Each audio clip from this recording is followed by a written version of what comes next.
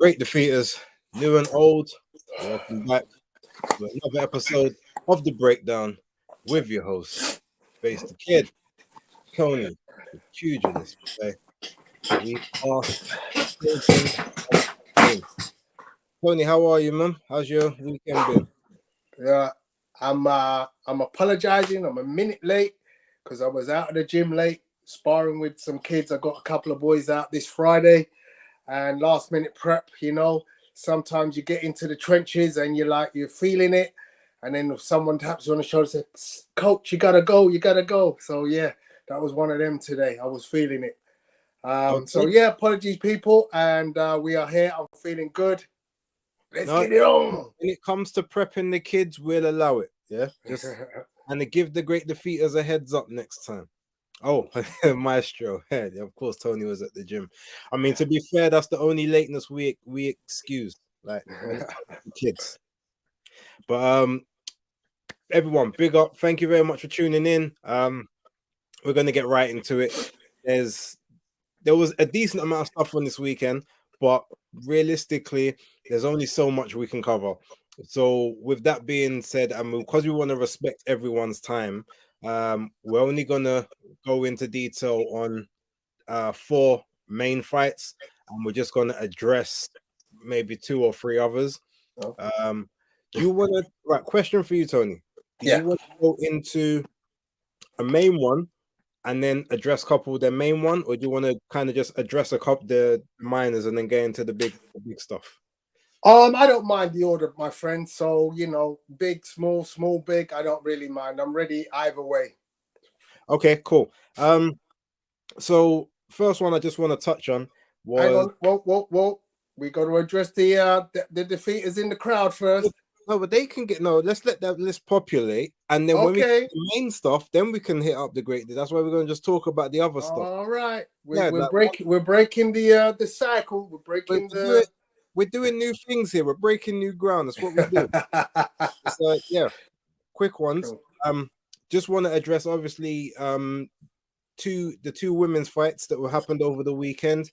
One obviously was on the Matchroom card, which was Rhiannon Dixon against the name's Katie Williams. I just want to double check that because I don't want to be disrespectful to her. Vicky Wilkinson. Yeah, so big ups to Rhiannon Dixon. She got her first stoppage. Obviously, you guys know Southpaw. You know me, my little affinity for Southpaws. Her seventh fight, got a sixth round KO, which was it was actually a pretty good fight, to be honest. So big ups to her. Also, big up to Lauren Price and her victory over Naomi Mans. It was a workmanlike performance, 10-round unanimous decision. Nothing special. Been out the ring for a little while. Needs to be a lot more active this year. Definitely. Agree, but yeah. I watched the Lauren Price fight, and I was very. She needs to sort of definitely be in the ring more regularly to up her ante. Definitely. Last one. Paulo Ecosa against Unieski Gonzalez on the undercard of Tszyu Harrison. Did you see that? No. Okay. Basically, if you haven't watched that fight, I think they only showed the last 5 rounds on the HBO broadcast. But if you haven't watched it, what's in it? Ecosa looks like a good prospect. He's a Australian Olympian, Southpaw, 175 pounder. He's got the skills. He moves like a Cuban, and he's got a nice little spiteful punch in him as well. And he's very labored. He said he wants to win a world title within 6 fights. That was his fourth. That was his 5th fight. So he's basically got 1 more, I think, to go, but to get to the big one. Chances are it's probably going to be a regular title, but that will be a good move for him anyway. I think he's like 23 or 24. So he looks the goods, and I'm going to be keeping an eye on him moving forward. Go ahead. So I'd like to make one extra small bout mention, if I may. Go ahead. Just because he's a local kid, and not local to me, but he's an Englishman. Akid Fiaz on the Matchroom card, fighting his 11th fight. He was 11-0, and like Rhiannon, he got his first stoppage as well against Dean Dodge. I like the kid. I'm not saying he's gonna rip up trees, but as a super featherweight from the UK, he looks handy. He's got really nice posture, and he was up against Dean Dodge, who was 9-1 at the time, 9-1-1, and yeah, he did the business. Looks very nice. Stopped him in the eighth of an 8-round fight, so he showed he can pull the power in the final stretches of a fight. So yeah, another one to watch. No, I literally just watched that about 4 hours ago. Yeah, it was a nice performance. His power isn't great. I think he's gonna have to work on sitting down in the shots a bit more, but he's comfortable on the inside. I think that's the main thing. You're not gonna panic him into rushing and making a mistake. What I will say is I won't complain about the stoppage, but I do think it was slightly unfair. Like, obviously, he was, he's teeing off on the guy, but the guy wasn't really hurt. Dodge wasn't that hurt, and Dodge was still throwing back. He did take a couple without answering, but then obviously the ref jumps in just as he's about to start countering with like 30 seconds left of the round. It felt a bit unfair, especially if Dodge wanted to get out anytime soon. He's not a journeyman. Yeah. But like, he's now going to serve a 3, 4, 5 month suspension because it's technically a knockout, which is a bit unfair for him. But but Aki Fiaz, it was a good performance, and I've always been impressed with his movement. I've been impressed with his stance, his front, his attack, and his defense. He's good on the front foot, he's good on the back foot, but again, he's going to have to work on that power if he wants to go up the levels, especially at the division he's at, because the guys at the top can all bang. So yes, sir. Right, with that out of the way, now it's time to greet the great defeaters who have made it into the chat. We got looks like we got about 18-20 people watching so far. More people to tune in. Thank you very much. And we got man like MC Tasty. Big up to you. Was the first in the building today, so you get the special salute. Muller's normally first, but you know what? He's a member, so he always gets the salutations every single time. Jonah 31, bless up to you. Jay Lanks, Chris Collymore, and of course Maestro. Or a Maestro, as I know that you would prefer me to call you. Maestro. Another big member, Dark Side of the Moon, bless up to you. James Burrell, big up, big supporter of this channel and my channel, so big salutes to you. Star Fox, WR45E, bless up to you. Also, Major K Dot and I Lucan, big up to you as well, and we will get to everyone else who sort of comes in after the fact. But yes, big ups. Right. So keeping it cracking, we're gonna fly through these. I think I'm gonna save the best for last, right? So what I want to do. What was the best? Ooh. Yeah. Some good fights this weekend, bro. Dude, you know what the best is. We're saving that for last. What we're gonna talk about now is maybe not necessarily the worst, but actually, no. You know what? Before we even get into that, well wishes and condolences to Robbie Davis Jr. with the horrendous ankle snap that occurred during his fight with Darryl Foley. Never really want to see a fight end like that. What I will say, as I said on my video, if anyone has watched it, if he decides to sort of call it a day, because obviously he's not really like the youngest of guys, maybe this is the best way to go out if you're going to go out on a loss, like on a loss that you couldn't really control. You didn't get knocked out, you didn't get outboxed, it was a freak accident. But hopefully maybe he does recover and decides to come back. But yeah, it was a bit of a horrendous ankle break. It reminds me of, what was the fight that I can't remember, the Matchroom guy. There was the Russian guy. He was their big prospect. Someone in the chat's gonna bring it up, and he fought the other Russian guy, and he got hit with a shot, went over on his ankle and snapped his ankle as well. Back in 2021, I'm sure Maestro is gonna put it up in the chat for us. But yeah, so it's just like that again. Condolences to him. Bad injury, but hopefully pull through. And if you get your career back on track, brilliant. If not, then you've had a good one. You had a good resurgence. So bless up to you. Right. So yeah, I want to start it with Tony Yoka versus Carlos Takam. Oh. If we're gonna save the best to last, then we've got to probably put what we call the disappointment at the start. Yeah. Counterbalance, yin and yang. Now I'm gonna let you start this one off. Just give us general takes on what you thought of the fight, how it was playing out, and then I'm gonna go in and do my thing. You know how I get down. Okay. So I'll be honest with you. I did warn people. I did say you had Yoka to win this one on your forecast. I was saying no. I actually said by split decision as well. Okay. And of course it was a split decision. But I just kind of felt after the way that Bakole dealt with Yoka, that this was a bit of a banana skin potentially for Tony Yoka. And so it seemed, and so it proved to be. I don't know what's happened to Tony Yoka. I really don't. Because 2 fights ago, he was an up and coming heavyweight who was just about to enter into the contender status where he could start being mentioned amongst the names like Hrgovic and Ortiz and so on and so forth. But alas, he put in a subpar performance against Bakole, and he repeated the same thing in this performance against Carlos Takam. He's now 11. He started off at 11-1. He's now 11-2. He was in against 38-7 Takam. So Takam is no stranger to defeats, but he has pedigree.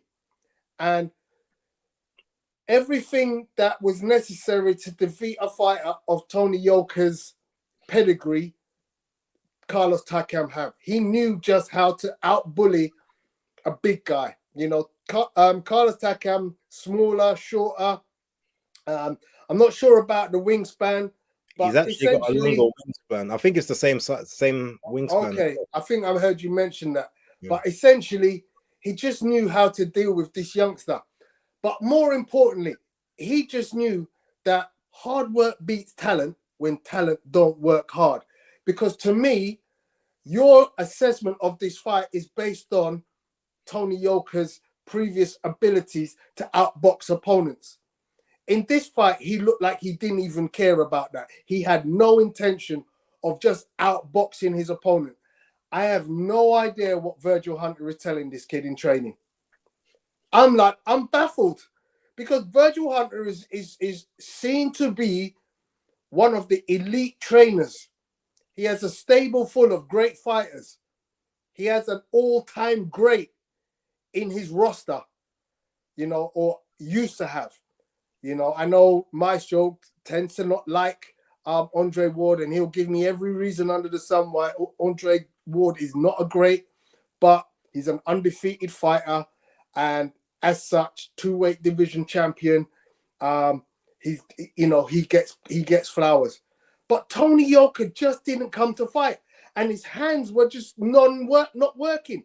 You know, so many opportunities where he's in range to throw a jab, doesn't throw the jab. So many opportunities where he can let loose a flurry of punches, let loose 3 or 4 punches because he's in range to do so. He doesn't do so. He literally stopped from the first round. I think he probably won the first round. But literally after that, it was nothing. You know, he needed another warm-up fight. He needed another warm-up fight. He needed somebody who could just tune into, let his hands go and get the feeling of what it's like to be under the lights, in the spotlight, and be able to just tee off on a man. And Carlos Takam ain't that guy. You know, Takam, to his credit, he just kept outworking Tony Yoka. Now, people will say, how was this a split decision? I'll tell you why it could be a split decision. Because Carlos Takam hits a lot of arms. He hits a lot of air. He hits a lot of, you know, stuff that you're like, well, he ain't really hitting. He ain't really hurting Tony Yoka. He ain't really, you know, a lot of his body shots are just hitting elbows.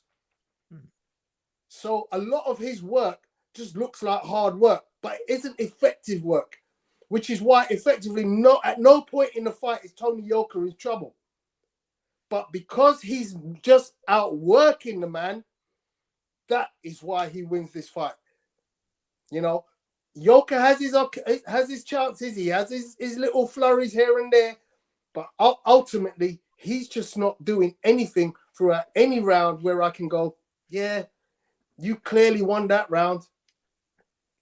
Over to you, my friend. No, I hear you. Also, just before we carry on, it was Majidov versus Fedosov where the injury happened. I had to go check it because I remember it was on the Andrade Williams undercard. And I haven't heard of Majidov since, so maybe he's retired or he clearly he was gotten rid of by Matchroom no matter what happened. So, right, yeah. So back to this fight. So I'm going to be totally honest. I don't remember a huge amount of it because when I was watching, I wasn't really watching it to like assess. But what I do remember is when in my preview and even last week I said that his best, even though he doesn't box long. You was like he doesn't box long. That's one of his biggest issues.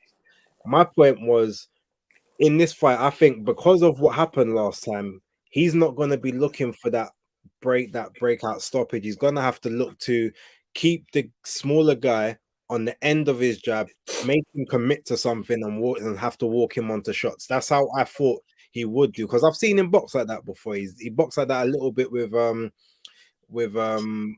what's his name? The White Rhino, Dave Allen. He boxed with that a little bit with the other French guy whose name escapes me at this point in time. Apologies, Gamma.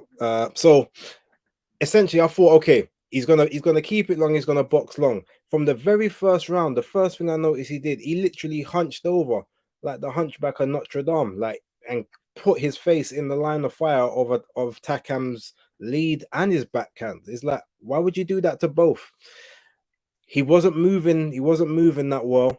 I think he was a career heaviest in the ring at the time, and I get it. Takam is a very, very strong, stocky, powerful, like, African man. So you think to yourself, boy, I'm gonna have to need some size to kind of to hold him off or keep him off. But realistically, all you have to really do is just keep away. Your feet are always going to be quicker than his. Your footwork is going to be quicker than his. Just keep on the outside. Make him have to fall short. Even though he's good at tucking up at everything, you'll catch him enough times where he's not going to just be barreling forward. He's going to try and find ways in. And every time he hesitates, that's when you catch him. But he literally just invited in, stayed on the inside, almost like he was afraid that if he's on the end of a punch, like he's going to get the maximum power from it. And maybe he felt that the hooks would be less trauma to deal with. So he literally just stayed mid-range, jumped on the inside, and again, as you said, he let Takam just work from round 1 to round 10. I'm trying to think how many rounds I actually gave. I think I gave him 2 rounds. Maximum I gave him was 3. And again, that would have been being very generous. Like I said, I don't remember it tactic. I know I normally give the step by step, but I literally can't remember it that way. All I remember is thinking to myself, you're fighting a fight that you don't need to fight with this guy. It's not even if he was like Jerome Miller or something, just constantly barreling forward, high guard up, I could understand it. But Takam's not like that. He comes in with a pseudo cross Philly shell guard. His head's there to be hit. It's not the smallest. He keeps it buried in his shoulder so that it absorbs some of the shock, but it's there. He's always kind of wiping and going through his peripheral vision. Every time he does that, like as soon as his vision's partially impaired, bam, when his gloves going across, because for that split second he's blinded. That's what you would have had to keep doing. Luke, and yes, it was Johan Duapa. Thank you very much for reminding me.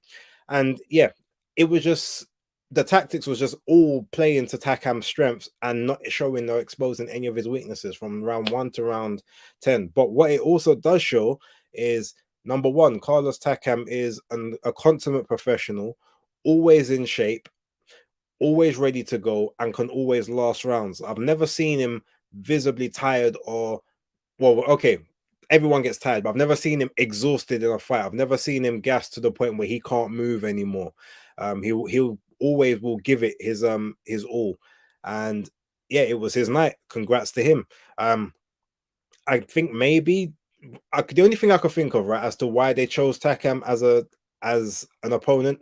Obviously, number one is French v French, so you get that big atmosphere. You can draw a crowd in. You think, well, he's so short, you must be able to use your reach and height against him. And then also, not too long ago, literally what 4 or 5 months, he had a for lack of a better word, a war with Arslanbek Makhmudov, where we got put down 2 times, I think, in that fight, 2 or 3 times. So it was just a case you think, okay, maybe at this point he might be battle worn. It might be enough for you to be able to just get the confidence back against, I guess a top gatekeeper, for lack of better words.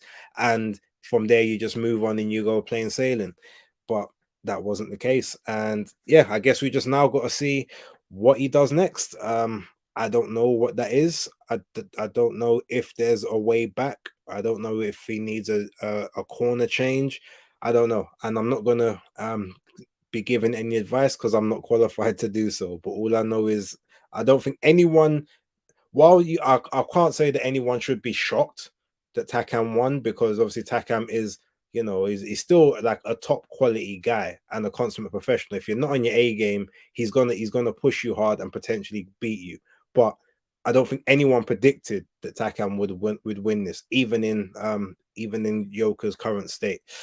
So yeah, it's either a big rebuild or he's might as well call it a day. What's up? So yeah, just wanted to mention, I want to correct myself. Maestro has corrected me. It's not him that doesn't think much of Andre Ward. It's KO Kenny. So just want to correct the record to say Maestro. Yeah, okay, I get it. On Maestro's channel, if you don't follow him, follow Mano a Mano and Maestro A for great content. And I know his sidekick, Kenny, is a great hater of Andre Ward. Kenny's not his sidekick, he's his co-host. Show some respect. Okay. I apologize. Co-host, yeah. Sometimes it feels like a co-host, a sidekick. Look, Kenny's got them guns, man. Don't let him go. Leave Kenny alone. Don't worry, man. Don't worry. Kenny's my inspiration. Right, Reese Jones, big up to you. I did see in the chat. I wanted to give you your salute. Corn, definitely. I guess you're bringing Corn to the show. We appreciate it. And Bruce Kai, thank you very much for tuning in as well. I knew he would be here because whenever some of his the ones he don't like, when they go down, he's ready. Hot Pies, also big up to you. Yeah, I think that's everyone now. So okay. Right, so moving on from there, what was the next one? Okay, let's talk about Diego Pacheco and Jack Cullen. Little Levers meet Cleaver, Jack Cullen. Right, now this one, fairly simple, fairly straightforward. Jack Cullen, good solid English level guy. He's the definition to me of God loves a trial, and he tries. He works hard. He gives it his all. He's not the most talented in any particular field, but he's coming game. Like, you're not just gonna have an easy night's work with him, regardless of whether you're gonna beat him or not. He's gonna try. He's gonna do what he can. And in this fight, what I liked is, even though he basically had the height and even the reach on Pacheco, but what Pacheco basically had, he had the timing and he had the athleticism. You saw Pacheco. It's almost like every time that Cullen was almost telegraphing when he was about to throw his jab and to throw his backhand. And Pacheco, it's almost like every time he saw it, he would slightly adjust just a step out, and then it's almost like he would lean it out and then shoot the jab straight into and shoot the jab straight in, and he would also launch with the right hand when he was doing the same thing, slipping to the side, cutting and working off angles as well. It was just a very composed performance. Again, Cullen was an overmatched opponent in my personal opinion, but you know, with Pacheco, bearing in mind, just turned 22, obviously got signed at the age of 17. So he's been working, he's been grafting, 19-0 now, I think, with 16 KOs. Or it's 18 and 15, it's one of the two. But it's 18-0, 15 KOs now. Okay, so it was 17 and 14 before, yeah. Yeah. Yeah, and basically he's got the tools, he's got the variety. Working with Jose Benavidez Sr., they definitely have employed a lot of body work, working on bodies and fast combinations, but also keeping head off the line, not allowing the head to stay centered. Yeah, it was just a consummate performance, and then the way he finished it with the double jab to the right hand, the backhand into the ropes, and then as soon as he got the guy onto the ropes, he took half a step inside, cocked the hand back, bang straight over the top to straight down the center. Sorry, to finish it off. The ref at that point had no choice but to jump in. To me, it was a clinical finish. And to be honest, but even prior to that, hitting Cullen basically combination head body, and then tapped him to the body, went upstairs to the head, and then dug in. A little swift dig into the ribs, and Cullen was down. So he's got his attacks formulated. He knows what he's doing in there, and he listens to instructions. For me, he's probably one of the best. I guess you still call him a prospect, I suppose, until he fights someone on the world level or fringe, whatever. But he's one of the best out there, just for the simple fact that you can tell that he listens. He listens and he trains hard. He's not letting fame and success get to his head. You can just tell that he's grafting. He wants to learn. He just reminds me very much of Devin, of Shakur, of Ray Ford, or Raymond Ford. These guys just who just want to learn. Even just all of them. Like you got Tszyu Carrington. These guys, you can tell that all they do is just stay in the gym, looking for action, looking to improve, looking to work on technique. And yeah, to me, there's a bright future in there. And by the time that he's ready to challenge for world honors, David Benavidez will be at light heavyweight by that time. So he'll be able to make a run for 168. Canelo will be gone. Yeah, and I feel like it will be his time to step up and put up. So what do you reckon? Yeah, I can't disagree with you. I mean, what I would say is I want to put a little bit of a caveat in the win on Saturday night by Diego Pacheco, because to me, Jack Cullen was clearly overmatched. Clearly. I mean, we're talking about a number 32 ranked fighter against a number 61 ranked fighter, just going by box rankings. Cullen is clearly outdone here. And it's interesting because when I look at the style and the elegance of Diego Pacheco, let me research a little bit, and I realized he's actually an 8-time national amateur champion, as an amateur. 75 fights. I don't know what the actual breakdown of the 75 fights is, but he's had a decent record as an amateur, national champion 8 times. In America or Mexico, either way, those are fight heavy countries in the amateurs, and to be national champion takes some doing. So he's clearly a well-schooled, well-rounded fighter before, as you said, he became a professional. And, the fact that he can do what he's doing now as a professional is very impressive. You likened him to a number of youngsters who are listening fighters. The one thing that I looked at, and I don't know what it is, but there's something about the kid when I was watching him that just reminded me of Alexis Arguello. Those of you who don't know, Alexis Arguello is an all-time great. I mean, really one of the finest boxer puncher exponents from, from the sort of, what do they call it? Latin America. A beautiful boxer, lovely stylist, had 2 wars against Aaron Pryor. But, just Pacheco just reminds me of Alexis Arguello. So it will be very interesting to see how his career develops. And as you said, he's not quite there. He still needs another year or so to develop, but he certainly looks like he's on his way. And I think he said he wants about another 4 or 5 fights this year, just to sort of keep momentum going. And that's how you got to build it. So if he can get that, he can slow down later on, like 2 to 3 fights, like in 2024 or maybe 2025. Still get those fights in. Hopefully he may end up on the Canelo card, because he normally does end up on Canelo cards.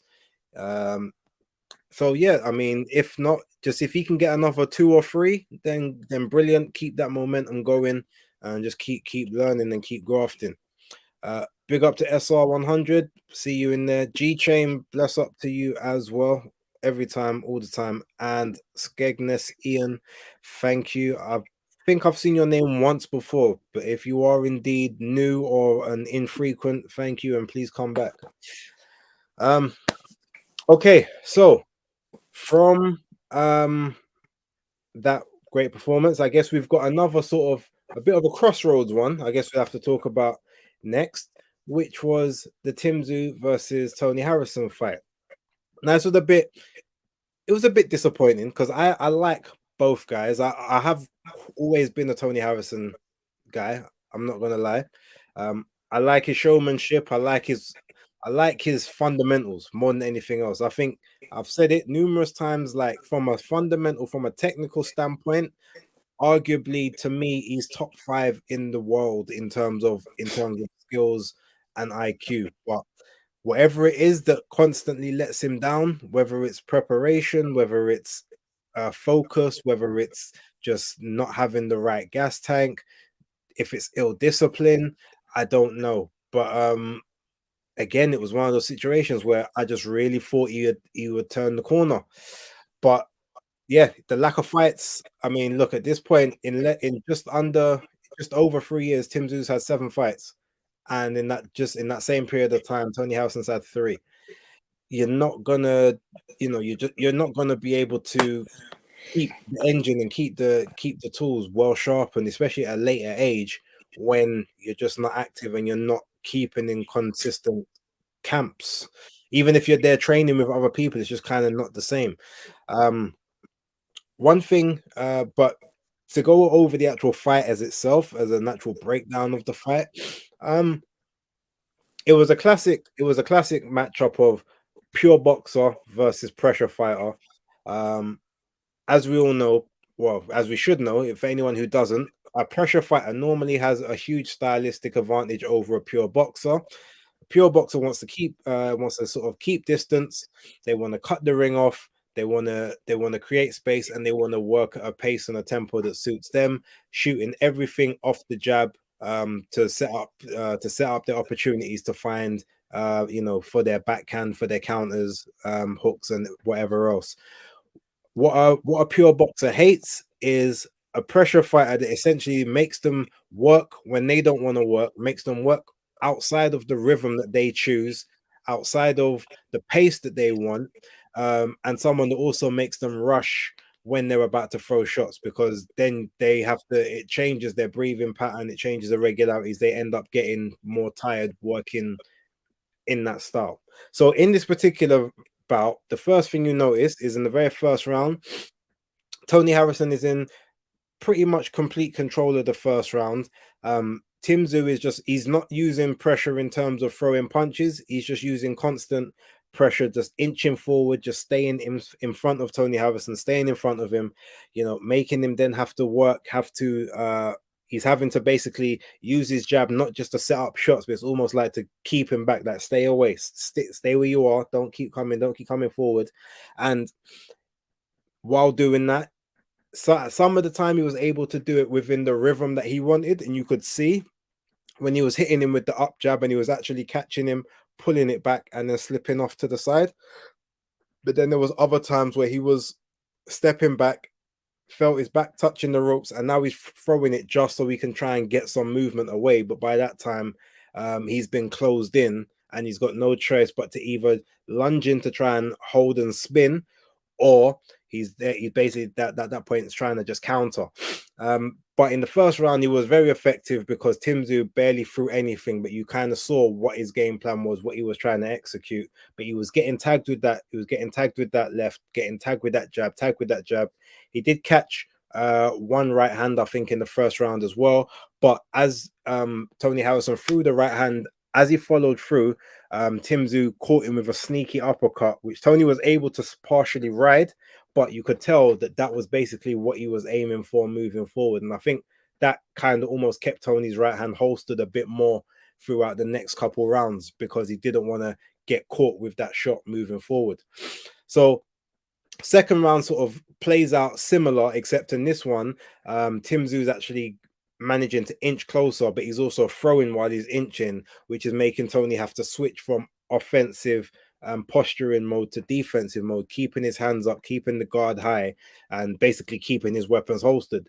Being that, again, he is a typical pure boxer, at that point, he's not at the range or the tempo that he's comfortable with. So his next role is basically survival until he gets his opportunity to, to sort of move and get to his level. He was still hitting with the jab. He was still managing to land that jab, but he just wasn't really landing anything else outside of that. And at this point, you started to see Tszyu start to go head and body with the hooks, right hooks, left hooks. He would sort of tap the arms as well. He would maybe sometimes just throw out the right hand to the to the head. It wasn't a heavy shot, wasn't for power purposes. It was just to offset rhythm. And yeah, kind of the pattern continued. In the third round, Tony Harrison at this point said, all right, you know what? We're gonna try something different. So he's tried to hold the center of the ring a bit more. He's tried to back up Tszyu, spin him around, get him to back his back more towards the ropes. He's gone in with a fresh 1-2. He had success with that. Said, all right, I'm going to try again with the backhand. As he's come in with the left, he's gone in with the right. And then at that point, you see Tszyu basically, he swings a right, which pushes Tony back slightly. But as that's happening with the left hand, he just basically swings the right from the floor all the way up to the ground, but it catches Tony's side of the head, and you can see Tony's wobbled and he's hurt at this point, but he manages to survive. He manages to ride it out. I think the round ends a little bit after that, but then fourth round, he actually does a lot better.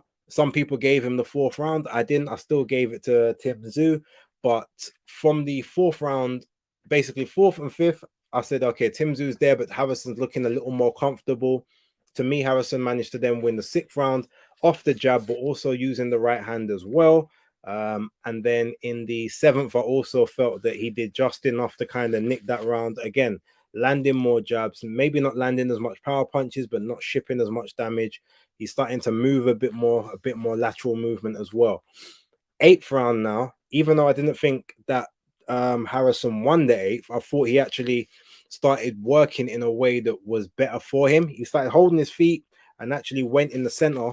He basically went in the phone booth with Tszyu and was nullifying Tszyu's work and managing to get some slick counters off. And I felt at that particular point, he did well, but I felt that's something he maybe should have been doing from earlier on in the fight. Because at that point, the first thing I said, I even put it on Twitter. See, the way he's fighting now is maybe how he should have been fighting a few rounds ago. He did well, but I can see the writing on the wall, and I can see this ending badly in the next round or the next couple of rounds, is basically what I said on the tweet. No sooner did I say that, we see what happens in the next round. Again, it wasn't even a concentration thing. He was doing well. He got comfortable, and then basically he gambled. And he shot his shot at the same time that Tszyu shot his, but Tszyu was just in a better position, caught him wide, and then Tony was just, it's almost like he was stunned. It reminded me a bit of the Terry Harper with Alicia Baumgardner, where she just kind of froze, and now he just kind of froze in place. He roughly knows what's going on, but he just can't really do anything at this point. He's getting hit, he's getting caught, he's managing to ride some stuff, but he's just getting hit. The uppercuts are just landing. Some of the probably the biggest ones are missing, luckily, but the others are just catching him. Then he gets hit with the straight right and the over and the right hook, which is basically which turns him on the ropes. And at that point, you think the ref should have jumped in. The ref didn't, and then he fell to the ground. But you can see him, obviously he's looking, his eyes are clear. That's one thing, even though he goes down, and you know, he's always, his eyes are always clear. He never looks like he's dazed or buzzed. He gets up, the ref says turn, move left. He moves over to the left. He says move right. He moves over to the right, and the ref waves it. Now at that particular point, I think the ref should have stopped, obviously, when he was taking the barrage of punches. But once he actually got up and complied with the referee's instructions, I never saw anything like he was like wobbly, or he was, you know, like he was, you know, like his legs weren't under him. He actually looked at that point in control. I felt like if the ref was gonna stop, he should have stopped when the punches was happening, not at that point when he's complied with all of his rules. But ultimately, there was only going to be one outcome after that. So whatever happened, happened. Tszyu wins, and next on to Charlo. How did you see it, Tony? What did you think? Wow, that's what you call a breakdown. So I'm really can't really add very much to that, because you broke down every round. This is one of them that I could take to my students and show them, as I always try to utilize boxing footage for my students and say, watch this guy's distance control. Tszyu has amazing distance control. He never goes out of range. Never. His footwork is superb. He literally punches where he needs to. He moves in where he needs to in order to connect. And when he steps back, he's never too far away to counter. If you make a mistake, he'll make you pay. He'll make you pay. You know, my thoughts on Tony Harrison are, bro, you need to decide, am I a boxer or am I a coach? Because he clearly is thinking out the boxing right now. And that must have an effect on his ability to coach. Now, he's doing good things with Alicia Baumgardner, but I'm kind of wary that, you know, how must it look if your charge is in the back saying, I'm not really sure, sir. You know, you talk the talk, but you ain't walking it. You know, it just seems to me that there's not enough boxing going on with Tony Harrison, and as a result, we've seen what Tony can do. You know, 2 great fights with Charlo. We've seen that he's been a very engaging fighter, but in this fight, it was like, nah, you've been out too long, and you mentioned the inactivity. I could see it.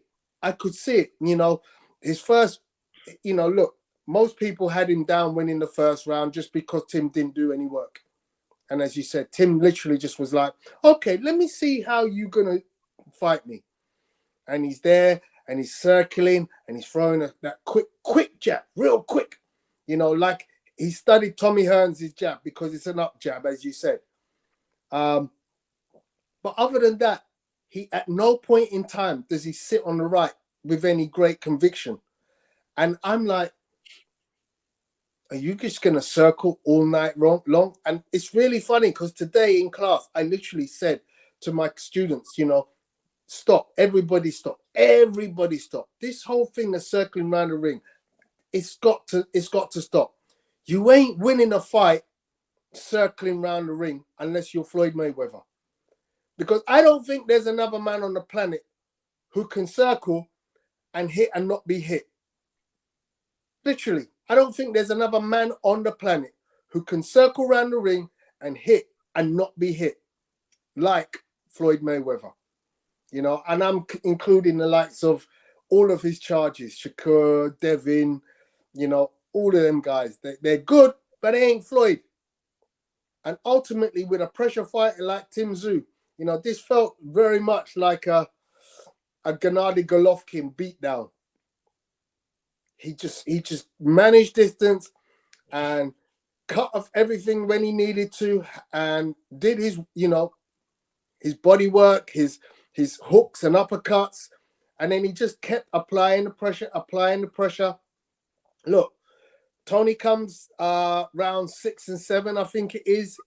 he's applying a lot more pressure, and it's somehow somebody tells him you need to do something, and for all intents and purposes, I give him round 1, 6, and 7. Same. Yeah, that's it. That is it. Some people gave him the 4th, and I could see their argument for it.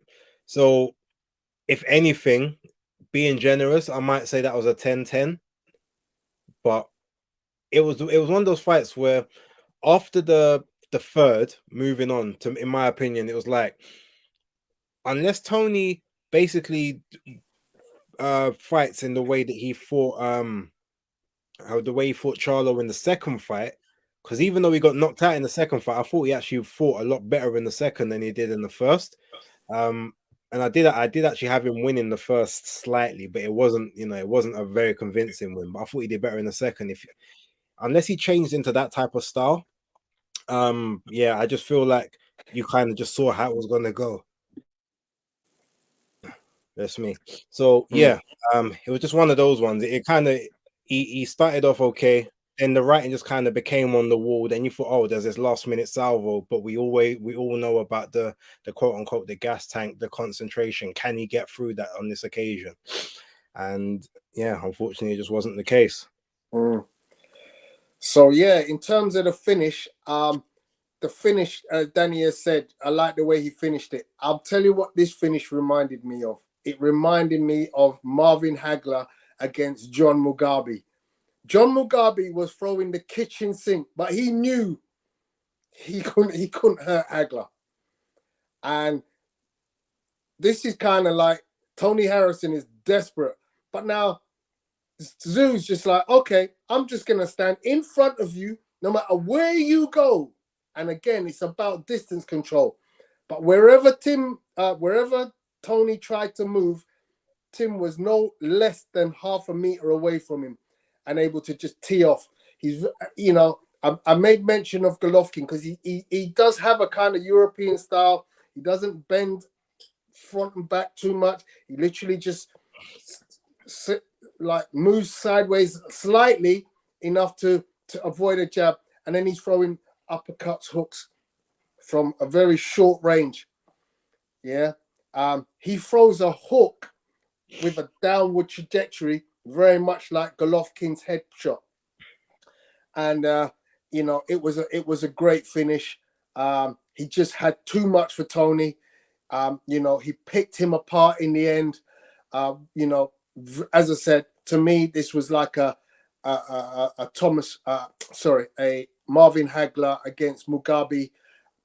You haven't got enough. Sorry, mate.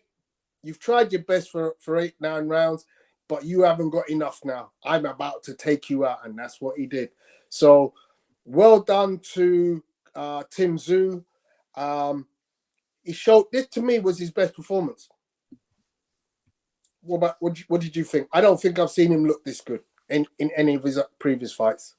I've seen him look better, but it was against worse opposition. So I think in terms of the level of competition, it was his most composed performance.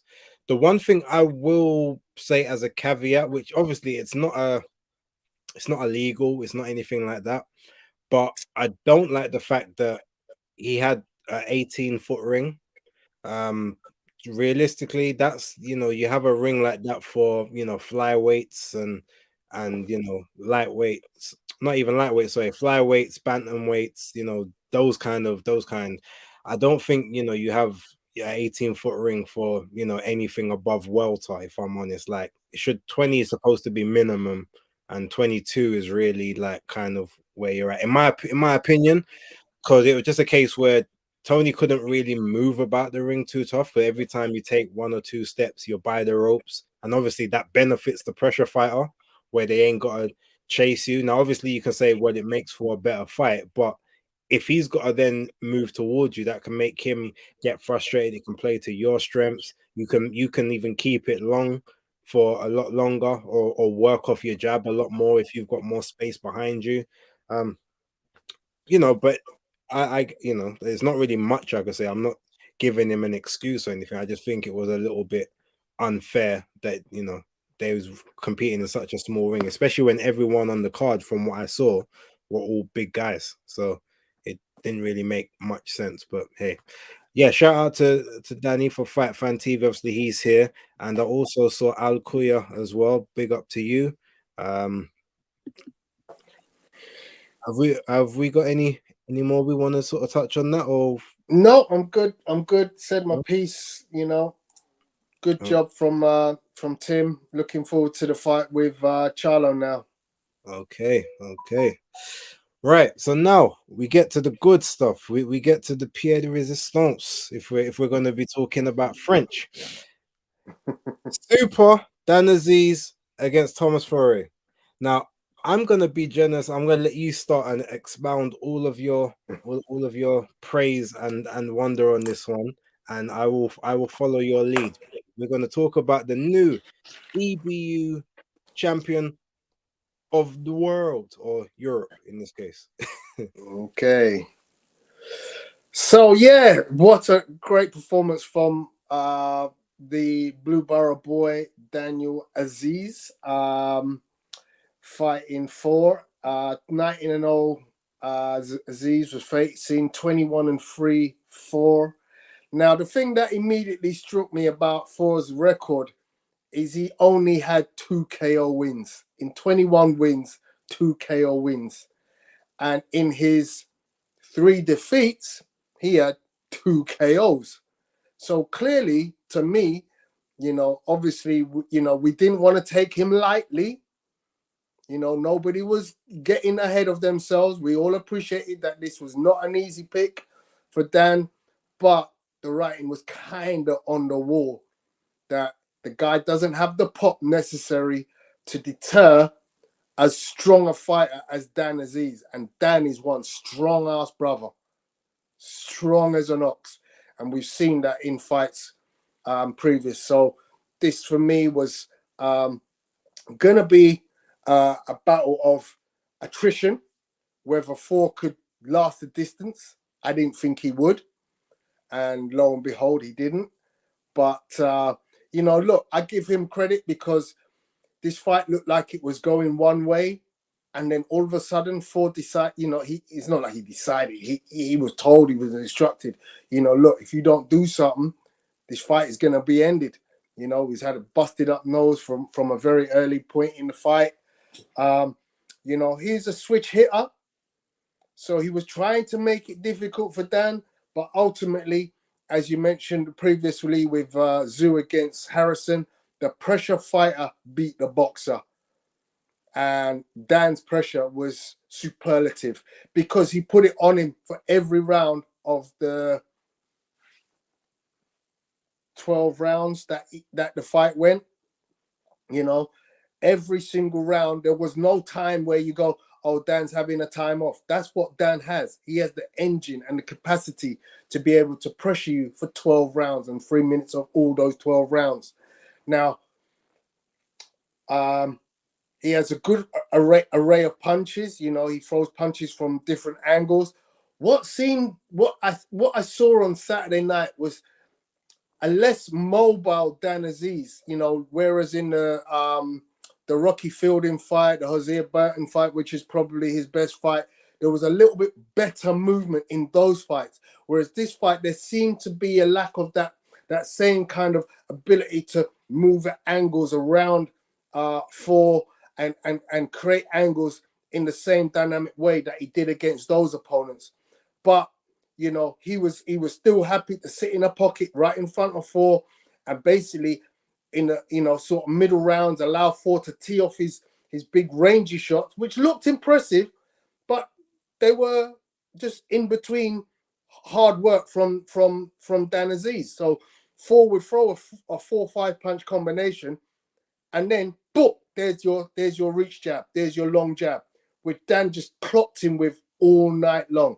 Boom, there's the jab. Take that, and then here I come. Boof, boof, boof, boof. Just the hard work, the breaking down of this opponent consistently, repeatedly. So it was overall. I'm not going to go into a round by round because every round to me looked the same. There were rounds of more action from 4. There were rounds of less action from 4. It just looked the same. Beat down, beat down, beat down, beat down. It was like a ground and pound every round.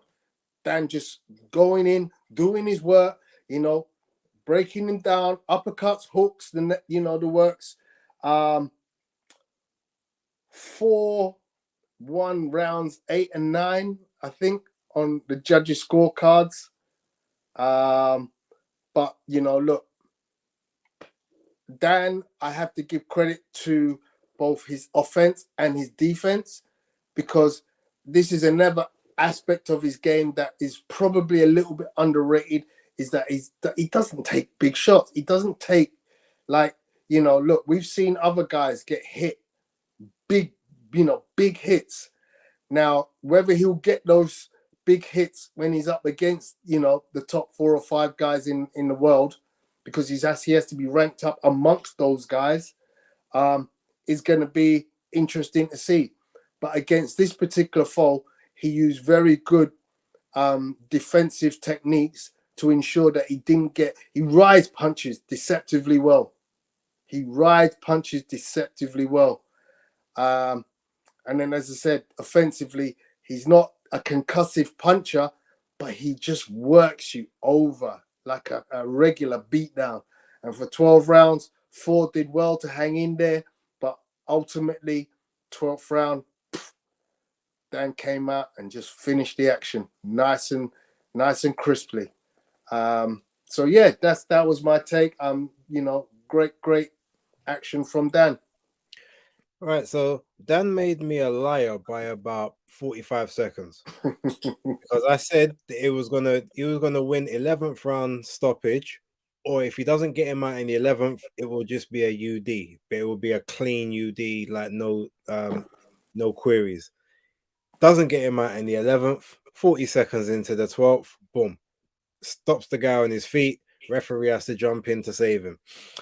But yeah, big up to that. I personally think this was the best performance I've seen of his. And I said that even because in other, like for instance, the Hosea Burton fight and some of the others, he wasn't really getting anything back. There was nothing. It's almost like he wasn't really having to worry too much. All he had to do was find his range and then get his work off. Whereas in this one, I felt like he was game, even in the rounds where like you thought, okay, it's inevitable, he's about to get stopped here. He just found a rally from somewhere, and Dan just had to stay switched on. Obviously, as you say, riding shots, up, up, down, good, obviously, good lateral movement, good trajectory, good level changing. Dan just pretty much is, he's very, very flexible, very, very athletic in his movement. But it's like, the best thing about him is when you can see the shots, even though you say he's not concussive, I actually don't think he wants to be, because I feel that one thing that he does brilliantly is he varies up the power of his shots. So you might get one shot that's just like maybe just a little bit of a head jerk. Okay, just so you kind of know it's there. Then he might dig something hard into the body. Then after that, he might, he might just hit that corkscrew jab in your face, and then he might hit you with like one sort of maybe a semi decent uppercut, but then he'll come back with a heavy left over that. So you never really. I think what he's good at doing is breaking you down, as you said, but to the point where you never really get used to the power. You don't know. Because sometimes if someone hits you with the same level of shot each time, it can almost numb you to the shot. You get used to. With Dan, a bit like Lomachenko, like he might tap you one moment, then bang, power shot. Then it's like tap, then it's a stiff jab, then it's a light tap, then it's a power shot after. So you just never know which are the hard ones, and that drains you mentally, because now you're just anticipating his hard shot that it hasn't come yet. And then when you think, okay, he's not gonna throw it, bam, that's when it hits you, and that's the kind of thing that takes you apart. And I think Dan's brilliant at doing that. And because he doesn't put his entire body into every shot in terms of like putting his whole weight behind it, I think that's a reason why he's almost never tired. Like he never loads up with anything. Everything is it's a lucid shot. It's fluid. He's not having to corkscrew, he's not having to cock it back, he's not having to wind it back from left field. And I think just because of that, that's why he's always there, always able to work for every second of the 3 minutes when he needs to. And even when he does need to take those little breaks, he's very clever at how he does it, because he normally takes a break as he's throwing something just to get on the inside, and then he'll step on the inside, go look to tie up one arm, and then he'll let that arm go, and that's when he's getting his little breaths, when his head's just on your chest, just and then that's when he hits the next couple of shots. He's incredibly smart at doing that. So yeah, it was just one of the situations where, again, because Foray, however his name's pronounced, just because again he wants to control distance, he doesn't want someone just in his wheelhouse, left, right, center. It just tired him out. I commend him for going the 12 rounds, or almost getting the 12 rounds, because he was very, he was pretty much out of there realistically from that round 7, and he managed to hang on. And you could tell from round 3, it was like, a lesser person would have just called it quits. But, fair play to him. He dug deep, and he wanted it. He did actually want it. And again, I think that's why that also was one of Dan's best performances, because he didn't just have it all his own way, even though it was a great performance and it was a great punch selection. It was just, him doing his work and just being relentless, but also being defensively responsible. So big congratulations to Dan. Obviously, he was on Monday Night Smoke yesterday. Everyone knows he is a member of the Great Defeaters Club. One day we might even have to get him on here and do a little proper interview with him without the shits and giggles. But we'll see. But yeah, overall, I've not really got much more to say. There's 2 things we need to address just before we sort of wrap up on this one. We did have a super chat that came in from Alexander Wilson. Big up to you. Thank you very much for the $5. Said Tony's trainer, who's also his brother, is his older brother, LJ, said his biggest problem is that he loses focus too much. He said that there was 2 fights. He lost focus in the Charlo fight, and he lost focus in the Lara fight. The only one they didn't lose focus in that he lost was the what's Jared Hurd fight, but he said that was just down to conditioning, just Hurd basically just mauled him. But again, pressure fighter. He very, that's his kryptonite, basically. Someone that's gonna just drain his gas tank. Mr. No Face, big up. I know you asked a question about ring sizes earlier. Where did you? Let me see if I can find it. Oh yeah, he says hadn't taken ring size into consideration. Looking at that card overall, definitely a factor. Where do you look to find ring size, or just by eye? You can find it out if you go on to, I think they normally have official event promos, and like the event details, they normally will tell you there. But usually on the broadcast, you'll hear them tell you what size a ring is, whether it's 18 by 18 or 20 by 20 or 22 by 22, 24 by 24. I think standard Olympic rings, I think, are 20 by 20. And then professional ones are usually 22 by 22, I believe. I think that's normally supposed to be the standard there. And then, yeah, you can get 24, but that's like, do you have to put in a special request for that? And I think 18 by 18 is also supposed to be special request, unless it's juniors or like youngsters, or obviously I guess the lower weights who can't really manage a much bigger ring just due to size. So I hope that answered your question. I may be slightly wrong by that, but yeah, I think Fight Fan also said something similar. Ring size was documented by fighters and commentary. So yeah, you can find out those ways as well. Ken Griffin, big up. Thank you very much for joining. I'm not sure when you join, but whatever you missed, please go and watch on the replay. It's an extra view for the channel. But yeah, we're gonna leave it on a high. We're gonna leave it on Dan, and ultimately we're gonna have a bit more of a quiet show next week, because there's not a huge amount of action that I'm particularly keen on. There's 2 fights I want to talk about. One of them being the Jean Pascal fight, but that takes place on Thursday, on the 16th. And then obviously, I guess you got Gabe Rosado and Zerdo Ramirez. As much of a mismatch as it is, it's the only other decent big card. And Jarrell Miller, I guess, against what's his name? The Australian Lucas Brown on the weekend as well. So we'll yeah, I guess we'll see if we can find them. We will speak about them, or we'll address them, I should say. But next week we also will have a special guest. I guess I'll let you guys know from now because you're here and you deserve to know before anyone else. The Omen, Raven Chapman, who is the second lady of Queensbury, she will be on the show next week, Tuesday.